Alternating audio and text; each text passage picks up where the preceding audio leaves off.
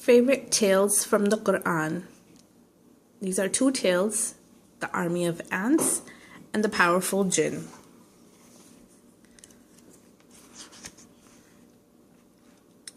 The army of ants.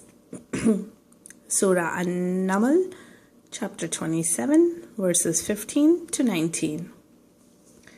The Prophet Sulaiman alayhi salam, the son of the Prophet Dawood alayhi salam, was a mighty king who ruled Jerusalem. He was given wonderful powers by Allah. While still very young, he surprised his father with his ideas about the rule of law. Once, two angry men came to see Dawood alayhi salam. One of them said, "I had a beautiful field, but this man's sheep came in and ate up all my plants." Dawood alayhi salam said that the owner of the field was in the right and that he should take the sheep to make up for his loss.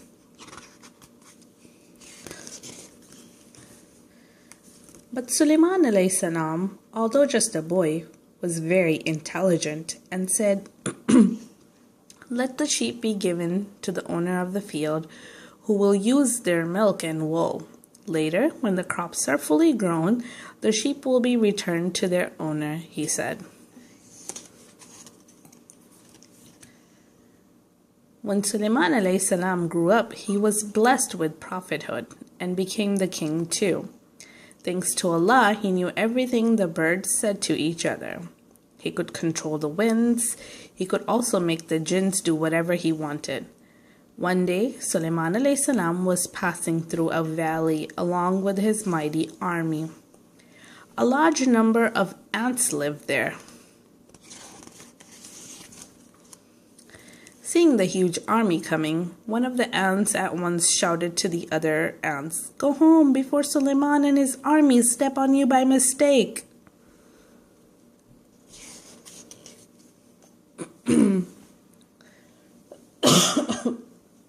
Sulaiman alayhi salam heard what the ant said and smiled. Because of Allah's great gift to him, he knew quite well what it said.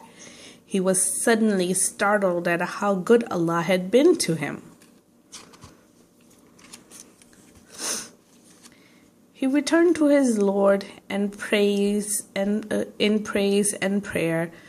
"O my Lord, make me grateful to you for your favors which you have given me and my parents, and inspire me to do what is right to please you, and through your grace admire me amongst your righteous servants."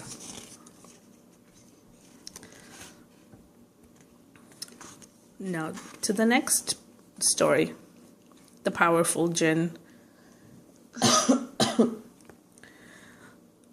Surah An-Naml, chapter 27, verses 20 to 44. One day, Sulaiman alayhi salam, who was given the power to know what the birds said, was looking over all the birds. "Where is the hudhud, the hoopoe?" Sulaiman alayhi salam wondered. "I cannot see him there. If he does not offer me a good excuse, I shall sternly punish him or even slay him."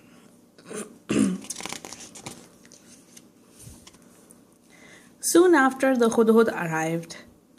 "I have just seen what you know nothing of," said the hudhud, gasping for breath. "I bring you a true tale from far away, Sheba," continued the hudhud, "where I found a woman ruling the people. She is good in every way," continued the hudhud, "and she has a splendid throne, but she and her subjects worship the sun instead of Allah. Shaitan has made them believe they are doing what is right, and he has kept them from the right path, so they do not worship Allah." With this, the hudhud praised Allah. "There is no God but Allah. He is the Lord of the supreme thrones." Sulaiman alayhi salam gave a letter to the hudhud for the queen and allowed him to bring back her reply. When she received the letter, she sent some costly gifts, which Sulaiman alayhi salam refused to accept. Then she herself set out to meet Sulaiman alayhi salam. In the meanwhile, Sulaiman alayhi salam asked his people, "Which one of you can bring me the queen's throne before she arrives here?" A very powerful jinn, Ifrit, said, "I will bring it to you before you rise from your seat." But one of his helpers brought the throne in the twinkle of an eye.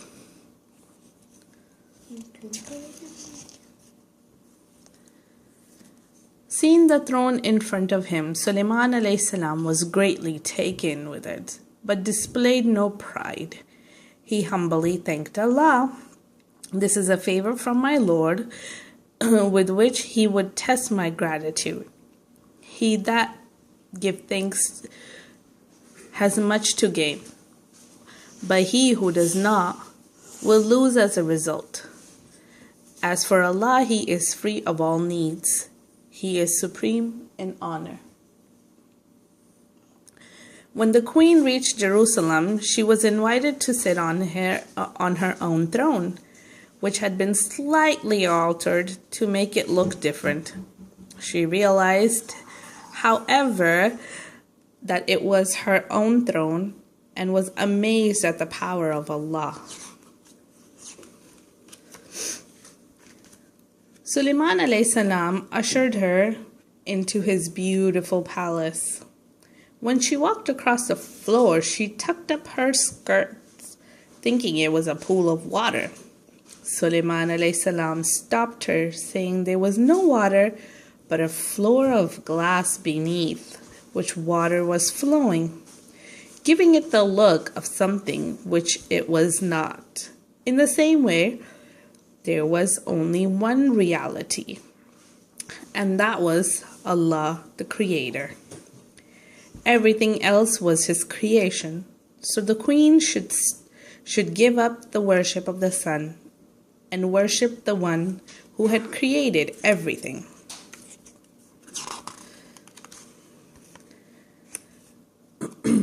The queen understood what the Prophet Sulaiman's wisdom meant, and at once accepted his message, saying, "O my Lord, I have indeed sinned. I now submit with Sulaiman to the Lord of the world. There is no God but Allah." The end. Happy reading!